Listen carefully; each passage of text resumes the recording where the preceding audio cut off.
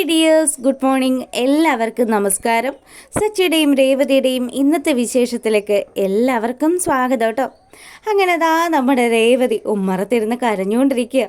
ആ സമയത്ത് നമ്മുടെ സച്ചി അങ്ങോട്ട് വന്നു. സച്ചിയുടെ അടുത്തേക്ക് രേവതി ഓടി ചെന്നിട്ട് പറഞ്ഞു, സച്ചിയേട്ടാ, എൻ്റെ കട അവർ കൊണ്ടുപോയി സച്ചിയേട്ടാ. നീ എന്താ രേവതി പറയുന്നത്? അതാ ഞാൻ ശ്രദ്ധിച്ചത്. ഉമ്മറത്ത് കട കാണുന്നില്ലല്ലോ. കട ഇവിടെ പോയി, കട കോർപ്പറേഷൻകാർ കൊണ്ടുപോയി സച്ചിയേട്ടാന്ന് രേവതി കരഞ്ഞുകൊണ്ട് സച്ചിയോട് പറയുക. അപ്പം സച്ചിക്കാണെങ്കിൽ വലിയ വിഷമമായി. സച്ചി ചോദിക്കുന്നുണ്ട്, എന്താ രേവതി, എന്താ ഉണ്ടായത്? സച്ചിയേട്ടാ, ഞാൻ കട നടത്തുന്നതിൽ ആർക്കും എന്തോ ചില പ്രശ്നമുണ്ട്. അവരെ ഈ ചതി ചെയ്തത് അവർ കോർപ്പറേഷനിൽ കംപ്ലൈൻറ്റ് ചെയ്തു എന്നൊക്കെയാണ് പറഞ്ഞത്.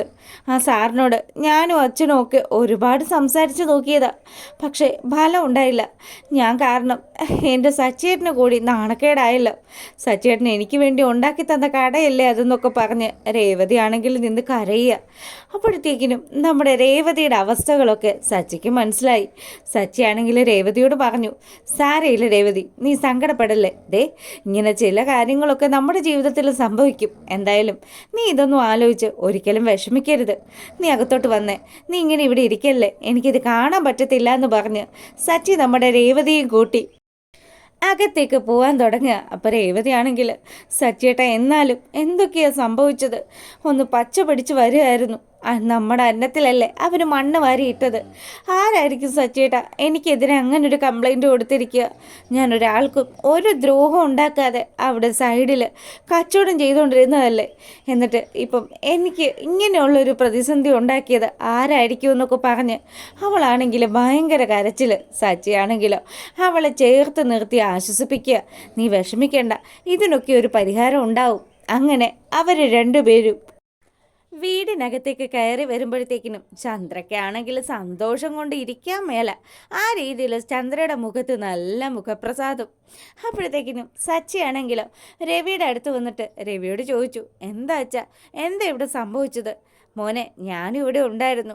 മോളുടെ പൂക്കട കോർപ്പറേഷൻകാർ കൊണ്ടുപോകുന്ന സമയത്ത് അവരോട് ഞാൻ ഒരുപാട് സംസാരിച്ചതാണ്. പക്ഷേ ഒരു ഫലവും ഉണ്ടായില്ല. ഇനിയിപ്പോൾ എന്ത് ചെയ്യാനാ? സംഭവിക്കാനുള്ളതൊക്കെ സംഭവിച്ചു. ഇനി ഇതിൽ നമുക്ക് വേറൊന്നും ചെയ്യാൻ പറ്റില്ലല്ലോ. കോർപ്പറേഷൻകാരുടെ അനുവാദം വേണമായിരുന്നു. എന്നാലും ഇത്രയും കാലം ഇല്ലാത്ത എന്ത് അനുവാദം അവർക്ക് ഇനി ഇപ്പം വേണ്ടതെന്ന് സച്ചി ചോദിക്കുക. അപ്പോൾ രവി പറയുന്നുണ്ട്, മോനെ, എല്ലാത്തിനും ഒരു നിയമങ്ങളൊക്കെ ഉണ്ടല്ലോ. കോർപ്പറേഷൻകാരുടെ സ്ഥലമല്ലേ അത്. അതുകൊണ്ട് അവിടെ കട വെച്ച സമയത്ത് നമ്മളത് അന്വേഷിക്കണമായിരുന്നു. അപ്പോൾ ഇത് കേട്ട് കഴിഞ്ഞപ്പോൾ ശ്രുതി പറയുന്നുണ്ട്, അത് ശരി തന്നെയാണ്. അല്ലാതെ വഴിയരികിലൊക്കെ കൊണ്ടുപോയി ഇതുപോലെ കടയൊക്കെ ഉണ്ടാക്കിയാൽ അവർക്ക് തോന്നുമ്പം അതങ്ങ് എടുത്തുകൊണ്ട് പോവും. പിന്നെ ഇതുപോലെ നിന്ന് കരയാന്നേ ഉള്ളൂ. നിർത്തടി എന്ന് പറഞ്ഞ് സച്ചിയാണെങ്കിൽ നമ്മുടെ ശ്രുതിയുടെ വായടപ്പിക്കുക. ശ്രുതിയാണെങ്കിൽ ഇതാ സ്റ്റോപ്പ് ചെയ്തു. ഇനി ഇവനോട് പറഞ്ഞു കഴിഞ്ഞാൽ ഇവൻ എങ്ങനെയൊക്കെ സംസാരിക്കുമെന്ന് പറയാൻ പറ്റില്ലല്ലോ. അങ്ങനെ ഒരു പൊടിക്ക് ശ്രുതി ഒതുങ്ങി നിൽക്കുമ്പോൾ ചന്ദ്രമതി ആണെങ്കിൽ ഇരുന്ന് സന്തോഷത്തിൽ ആറാടുന്നു. ചന്ദ്ര നമ്മുടെ ശ്രുതിയെ നോക്കിയിട്ട് കണ്ണ് കാണിക്കുക, എങ്ങനെയുണ്ട് മോളേന്ന്. അപ്പോൾ രവിയാണെങ്കിൽ നമ്മുടെ സച്ചിയോട് പറഞ്ഞു, എടാ സച്ചി, നീ വിഷമിക്കേണ്ട, നമുക്കിതിനൊക്കെയുള്ളൊരു പരിഹാരം ഉണ്ടാക്കാം. ഇന്നിവിടെ വന്ന ഉദ്യോഗസ്ഥരുടെ അടുത്ത് ഞാൻ സംസാരിച്ചിട്ടുണ്ടായിരുന്നു. അവർ പറഞ്ഞത് ഫൈൻ അടച്ചു കഴിഞ്ഞാൽ വീണ്ടും രേവതിയുടെ കട തിരിച്ചു കിട്ടുമെന്നാണ്. അങ്ങനെയാണെങ്കിൽ അതിന് വേണ്ടുന്ന കാര്യങ്ങളൊക്കെ ഉടനെ ചെയ്യണോ അച്ഛാ? പിന്നെ ഉടനെ ചെയ്യണം. ഇവളോടെ ഞാൻ അന്നേ പറഞ്ഞതാ ഈ പ്രശ്നങ്ങൾക്കൊന്നും പോകണ്ടെന്ന്. ഇവിടെ കടയിട്ട് എൻ്റെ പേരും വെച്ച് കഴിഞ്ഞപ്പം ഇവൾക്ക് എന്ത് സമാധാനമായിരുന്നു. എന്നിട്ടിപ്പോൾ നീ വല്ലതും നേടിയോടിയെന്ന് ചന്ദ്രമതി നമ്മുടെ രേവതിയോട് ചോദിക്കുക.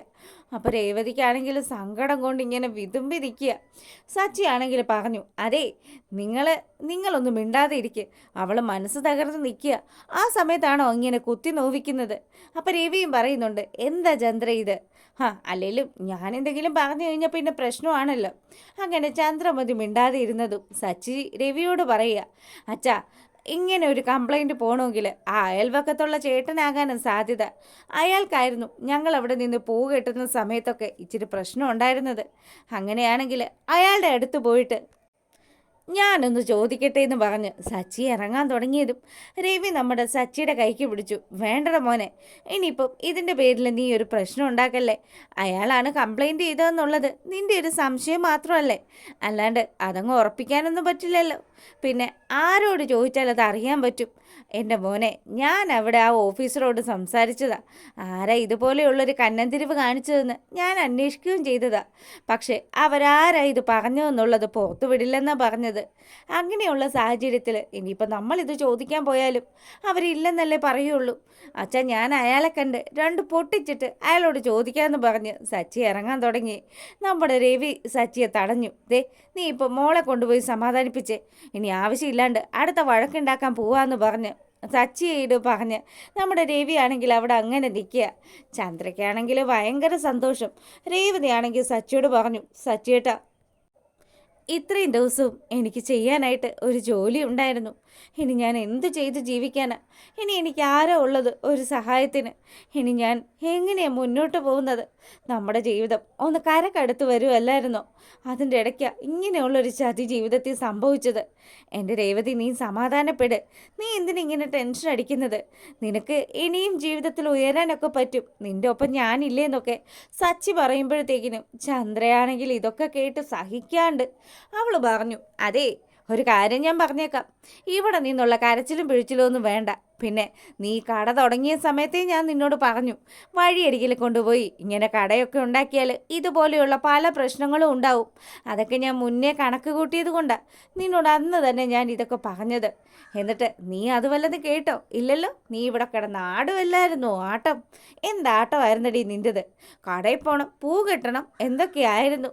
ഇനിയിപ്പോൾ ഒന്നും ചെയ്യണ്ടല്ലോ. ഓ, സമാധാനമായി. അല്ലേലും നിന്നെ കൊണ്ട് ഇതിനൊന്നും ഒരു കഴിവും ഇല്ലയെന്ന് ചന്ദ്ര നമ്മുടെ രേവതിയുടെ മുഖത്ത് നോക്കി പറയുക.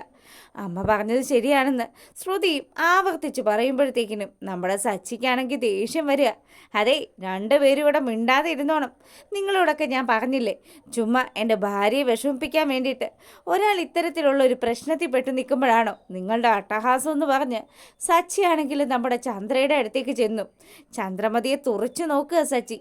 അപ്പോൾ ചന്ദ്രയ്ക്ക് ചെറിയ ഡൗട്ട് അടിച്ചു, ഇനി ഇവനെങ്ങാനും മനസ്സിലായോ കംപ്ലൈൻറ്റ് കൊടുത്തത് ഞാനാണെന്ന്. എന്താടാ, എന്താ നീ എന്നെ ഇങ്ങനെ തുറച്ചു നോക്കുന്നത്? നീ എന്താ എന്നെ ഇങ്ങനെ ഒരു കണ്ണുരുട്ടി പേടിപ്പിക്കുന്നതെന്ന് ചന്ദ്ര ചോദിച്ചതും, നിനക്കെന്താ എന്നെ സംശയമുണ്ടോയെന്നും ചന്ദ്ര ചോദിക്കുക. ആ, നിങ്ങളെ എനിക്ക് സംശയമൊന്നുമില്ല. നിങ്ങൾക്ക് ഇത്രയും വലിയ ബുദ്ധിയൊന്നും ഇല്ലല്ലോ. ഇതിന് പിന്നിൽ അതിബുദ്ധിയുള്ള ആരോ കളിച്ചിട്ടുണ്ട്. എന്തായാലും അവരെ എൻ്റെ കയ്യിൽ കിട്ടുമെന്ന് ശ്രുതിയുടെ മുഖത്ത് നോക്കിയിട്ട് നമ്മുടെ സച്ചി പറയുക. ശ്രുതിയാണെങ്കിലും ദൃഷ്ടി താഴ്ത്തി അങ്ങനെ ഇരിക്കുക. താനൊന്നും ചെയ്തിട്ടില്ലേ രാമനാരായണ എന്നുള്ള മട്ടിൽ. അങ്ങനെ നമ്മുടെ സച്ചി രേവതിയും കൂട്ടിയിട്ട് റൂമിലേക്ക് പോകുമ്പം രവി ചന്ദ്രമതിയുടെ അടുത്തേക്ക് വന്നു. ചന്ദ്രേ, നീ എന്താ ഈ കാണിച്ചു കൂട്ടുന്നതെന്ന് നിനക്ക് വല്ല നിശ്ചയമുണ്ടോ എന്ന് ചന്ദ്രയോട് ചോദിച്ചപ്പം, എന്താ രവിയേട്ടാ, നിങ്ങൾക്കും എന്നെ സംശയമാണോ? ഞാൻ എന്ത് തെറ്റ് ചെയ്തെന്നാണ് നിങ്ങളീ പറയുന്നത്? നീ തെറ്റ് ചെയ്തെന്ന് ഞാൻ പറഞ്ഞോ? ഇല്ലല്ലോ. പക്ഷേ രേവതി നശിക്കണമെന്ന് ആഗ്രഹിക്കുന്ന ആരോ ഒരുത്തി അവൾ ചെയ്തു വെച്ച പണിയാ ഇത്. അതിനിപ്പം ഞാൻ എന്ത് ചെയ്തു? ഞാൻ അങ്ങനെയൊന്നും ആഗ്രഹിച്ചിട്ട് പോലുമില്ല. മോളെ ചന്ദ്രമതി, നീ അങ്ങനെയൊന്നും ആഗ്രഹിച്ചിട്ടില്ല എന്ന് പറഞ്ഞാൽ വിശ്വസിക്കാൻ ഇച്ചിരി ബുദ്ധിമുട്ടുണ്ട്. സച്ചിയും രേവതിയും ഇല്ലാതാക്കാൻ വേണ്ടിയിട്ട് ശ്രമിക്കുന്ന ആൾക്കാരുടെ കൂടെ കൂടി നീ എന്തെങ്കിലും ഒപ്പിച്ചിട്ടുണ്ടെങ്കിൽ ദേ നിനക്കുള്ളത് ഞാൻ തന്നിരിക്കുമെന്ന് രവി നമ്മുടെ ചന്ദ്രമതിയുടെ മുഖത്ത് നോക്കി പറയുക. അപ്പോൾ ചന്ദ്രയാണെങ്കിൽ, അതെ രവിയേട്ടാ, ഞാൻ അങ്ങനെയൊന്നും ആഗ്രഹിക്കുക പോലുമില്ല. ഞാൻ എന്തിനല്ലേലും ആഗ്രഹിക്കുന്നത്? ഇപ്പോൾ അവൾക്ക് വേറെ ഒരു ജോലിയില്ലല്ലോ. ഇനി അവൾക്ക് വീട്ടിലെ ജോലിയൊക്കെ ചെയ്ത് ഇവിടെ അങ്ങ് ഒതുങ്ങിക്കൂടാം. ഇത്രയും കാലവും അതല്ലായിരുന്നല്ലോ നടത്തിക്കൊണ്ടിരുന്നത്. എന്താട്ടമായിരുന്നു. അവളുടെ ആട്ടം അവസാനിച്ചല്ലോ. അങ്ങനെ തന്നെ വേണമെന്ന് ചന്ദ്ര നമ്മുടെ രവിയോട് പറയുക. അപ്പോൾ രവിക്കാണെങ്കിൽ നല്ല ദേഷ്യം വരുന്നുണ്ട്. ഒരാൾ ഇങ്ങനെയുള്ളൊരവസ്ഥയിലൂടെ കടന്നു പോകുമ്പം നിനക്ക് എങ്ങനെ ഇങ്ങനെയൊക്കെ സംസാരിക്കാൻ പറ്റുന്ന ചന്ദ്രൻ? നിന്നെക്കൊണ്ട് മാത്രമേ ഇതൊക്കെ പറ്റുള്ളൂ എന്ന് പറഞ്ഞ് രവിയും ദേഷ്യപ്പെട്ട് അവിടെ നിന്ന് പോവുക. ചന്ദ്രമതിയാണെങ്കിൽ നമ്മുടെ ശ്രുതിയുടെ മുഖത്ത് നോക്കിയിട്ട് ചെറുതായിട്ടൊന്ന് പുഞ്ചിരിച്ചു. എന്നിട്ട് ശ്രുതിയോട് പറഞ്ഞു, അതേ എൻ്റെ മോളെ, നമുക്കൊന്ന് റൂമിലേക്ക് പോയാലോ? അതിനെന്താ ആൻറ്റി എന്ന് പറഞ്ഞ് നമ്മുടെ ചന്ദ്രമതിയുടെ ഒപ്പം ശ്രുതി റൂമിലേക്ക് പോവുക. അവിടെ ചെന്നതും ചന്ദ്ര തൻ്റെ സന്തോഷപ്രകടനം നടത്തി. അതേ, ഇങ്ങനെയുള്ളൊരു ഐഡിയ എൻ്റെ പൊന്നുമോളെ നിൻ്റെ തലേന്നേ വരുള്ളൂ. നീ ഇത്രയും വലിയൊരു ബുദ്ധിമതിയാണെന്ന്, അതും കുബുദ്ധിയുള്ള ഒരു പെങ്കൊച്ചാണെന്ന് എനിക്ക് നിന്നെ കണ്ടപ്പോൾ മനസ്സിലായില്ല. പക്ഷേ ദേ ഇപ്പോൾ എനിക്ക് മനസ്സിലായി.